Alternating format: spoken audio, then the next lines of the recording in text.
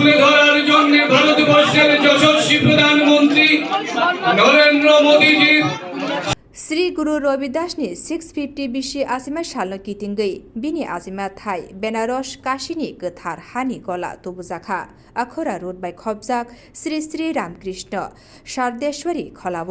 ग्राकशालो आ गोथार गलानो बीजेपी हास्ते आचुफांरकनि थानि याफरी रिखा हास्तेनि मन्त्री अग्रा प्रोफेसर डॉक्टर मानिक साहा आ सालो अखोरा रोडनि श्री श्री रामकृष्ण शारदेश्वरी खलाव शिवरुद्र अभिषेक बाय खलायै श्री गुरु रविदासनि आसिमा साल पालायजाखा आ सालनि पान्दाव फाइ मानजाखा हास्तेनि मन्त्री अग्रा प्रोफेसर डॉक्टर मानिक साहानो खबैब हास्ते बीजेपी आसो फांसंब फाइ मानजाकमानि नुकजाखा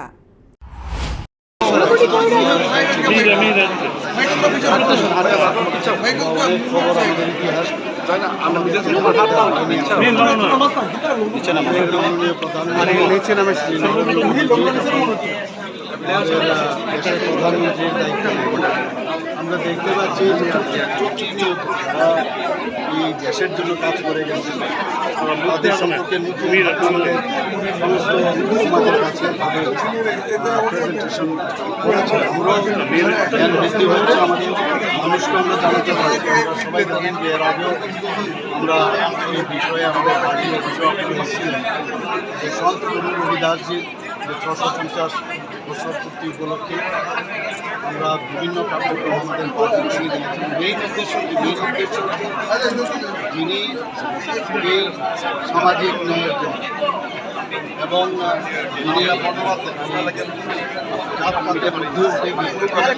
সেভাবে কাজ করেছে একজন সমাজ সংস্কারক হিসেবে কবি হিসাবে এবং আধ্যাত্মিক দিক দিয়ে এত উন্নতমানের একজন ব্যক্তি ছিলেন যার সম্পর্কে আমরা অনেকে জানি তো ওনাকে জানা এবং মাননীয় প্রধানমন্ত্রীকে বারবার বলছে মসজিদকে আমরা ভুললে পাবো না আমরা বিরাসত চাই এবং উন্নতিও চাই মডার্নাইজেশনও চাই কিন্তু যারা এত সুন্দর কাজ করেছেন আজকে উনি বারবার ওনার সম্পর্কে আজকে আমরা যদি কথা বলি ওনার যে জন্ম আমরা সবাই জানি যে তৎকালীন সময়ে ওনার যারা চর্ম ব্যবসায় জড়িত ছিল চর্ম কাজে যুক্ত ছিল ওই ফ্যামিলির মধ্যে ওনার চর্মকার হিসাবে উনি জন্মগ্রহণ করেছেন সেই জায়গায় দাঁড়িয়ে উনি তৎকালীন সময়ে 650 বছর আগে আপনারা একজন ব্রাহ্মণের কাছে ওনার শিক্ষাগুরু হিসাবে ব্রাহ্মণের কাছে উনি সব শিখেছেন জেনেছেন এবং পরবর্তী সময়ে আমরা দেখলাম তৎকালীন সময়ে আমরা কি দেখতাম যে উচ্চবর্ণের যারা আছেন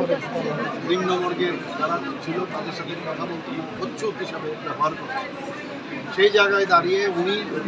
এত জ্ঞান অর্জন করেছেন এত সুন্দর সুন্দর কবিতা গান ভক্তিমূলক কথাবার্তা উনি রেখেছেন যেটা আমাদের শিখ ধর্মের যে সেখানেও ওনার যে প্রায় অনেকগুলো কবিতা এবং শ্লোক সেখানে স্থান পেয়েছে গুরু নানকের কাছেও আমরা শুনেছি উনি গিয়েছিলেন সেখানে এবং ওনার যে কথা বা ওনার যে চিন্তা ভাবনা এত ইন্সপিরেশন এখন আজকের যুগেও এটা প্রাসঙ্গিক সেই কারণেই আজকে আমরা সমস্ত ভারতবর্ষে আমাদের যারা কার্যকর তারা এখানে আছে তারা একটা টিম আমরা ওনার যে জন্মস্থান আমাদের উত্তরপ্রদেশে বেনারস কাশী ওনার সেখান থেকে মাটি নিয়ে এসছে মাননীয় প্রধানমন্ত্রী যে আপনার ভাবুন কিছুদিন আগে বলেছিল যে মেরা মাটি মেরা আজকে সেই প্রোগ্রামও আমরা সাকসেস আর আজকে যেখানে ওনার জন্ম হয়েছে সেখান থেকে আমাদের কার্যকর্তারা ওখান থেকে সেই মাটি নিয়ে এসছে এবং সেই মাটি আজকে সমস্ত ডিস্ট্রিক্টেও আমরা কলস যাত্রা আমরা দেখেছিলেন আগে কলস যাত্রার মাধ্যমে সমস্ত ডিস্ট্রিক্ট প্রেসিডেন্টরা এসে তাদেরকে আমরা সেই মাটি আমরা দিয়েছি যাতে ওনার যে মাটিতে ওনার জন্ম হয়েছে সেই মাটিকে স্পর্শ করে একটা আধ্যাত্মিক চেতনা এখানে জাগ্রত হোক মানুষের চিন্তাধারার মধ্যে একটা ধনাত্মক চিন্তাভাবনা আসে কারণ এই সমাজে কিন্তু আমরা দেখি বহুকের মধ্যে একটা ঋণাত্মক চিন্তাধারা সেই জায়গায় আজকের তারিখে একটা এবং এই ধরনের একটা কার্যক্রম আমার মনে হয় না আর কোনো পার্টিতে বা কেউ করছে বা ধন্যবাদ দেব মাননীয় প্রধানমন্ত্রী থেকে আমাদের সর্বভারতীয় পার্টির সভাপতি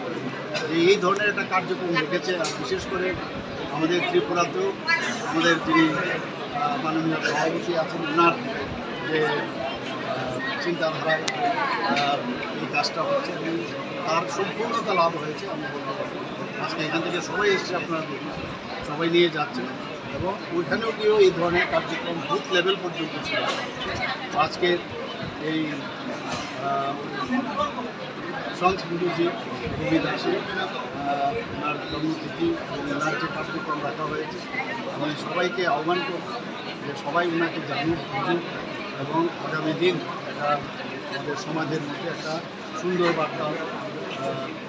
আসুক, যেটা মাননীয় প্রধানমন্ত্রী বারবার বলছে সবকা সাথ সবকা বিকাশ, বিশ্বাস সবকা প্রয়াস। জাতপাতের ঊর্ধ্বে উঠে গিয়ে তৎকালীন সময়ে উনি যেভাবে তার প্রতিবাদ করেছেন এবং সাকসেসও হয়েছে, সেটাকে এখনও এটা প্রাসঙ্গিক বলে আমি সবাইকে বলবো আমরা সবাই একসাথে ত্রিপুরা থেকে। Bureau report, খুমপুই।